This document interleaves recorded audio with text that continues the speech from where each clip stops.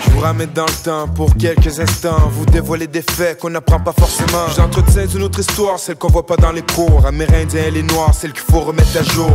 Par où commencer? Pour vous dire comment c'est. D'abord faut nuancer, l'histoire est romancée.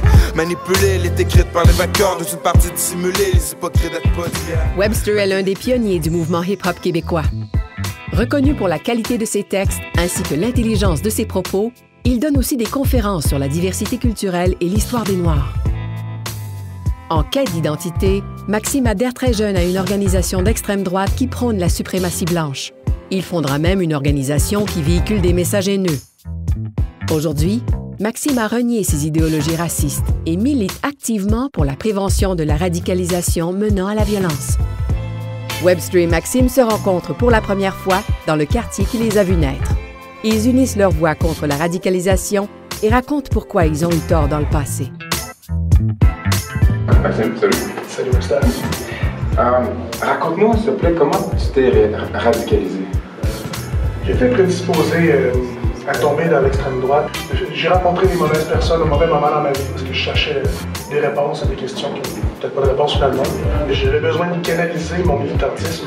Et tu te souviens peut-être dans notre quartier qui est Limoilou, à une certaine époque, il y avait beaucoup d'autocollants avec ton visage dessus. Moi, ça me dérangeait vraiment. Fait que je me faisais un point d'honneur aussitôt que j'envoyais des arrachés et les remplacer par des autocollants vraiment racistes comme White Pride ou des choses comme ça, ou des fausses statistiques sur les minorités. Puis je m'en souviens. Ah, bien sûr. Je pensais, je dis, ah, mon collant, puis là, j'en recollais un autre par-dessus. Une guerre de poteaux, ouais. Tout à fait. On marquait nos territoires dans les mois d'août. Tout à fait. Ça me dérangeait vraiment beaucoup que tu existes, c'est à ce point-là. Ben, pour moi, quand on suscite des réactions, ça veut dire que je pense qu'on touche à quoi, tu sais. Ah, mais tu déranges. L'extrême droite t'aime vraiment pas, je peux te le jurer. Comment est-ce que t'es passé, disons, à autre chose dans ta vie par rapport à ces idéologies d'extrême droite-là et d'ultranationalisme? Je vais mettre ça un peu sur le dos du printemps érable. Okay. Moi, j'étais du côté des étudiants. Okay. Et à l'extrême droite, j'avais des camarades dans l'armée qui disaient que s'ils étaient déployés, ils seraient heureux de tirer sur les manifestants. Moi, je trouvais ça aberrant. Je suis comme, comment tu peux penser que tu détiens la vérité si tu es contre l'éducation? À ce moment-là, j'ai pas eu le choix. Il a fallu que je remplace là, mes vieilles valeurs élitistes, nationalistes, exclusives, par une sorte d'humanisme. Ben écoute, je veux te dire premièrement félicitations. Puis pour moi, c'est tout à ton honneur. Je pense que ça prend beaucoup de courage pour une personne de remettre en question ce qu'on considère comme les fondements de soi. Et nos fondements idéologiques, ça prend beaucoup de courage. Puis je pense que tu peux le porter fièrement.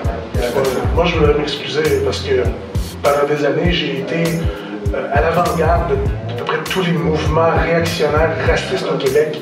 Puis j'ai l'impression d'avoir participé à leur émergence puis à leur prise de force à laquelle on assiste aujourd'hui. J'espère pouvoir vraiment aider à régler le problème de racisme au Québec.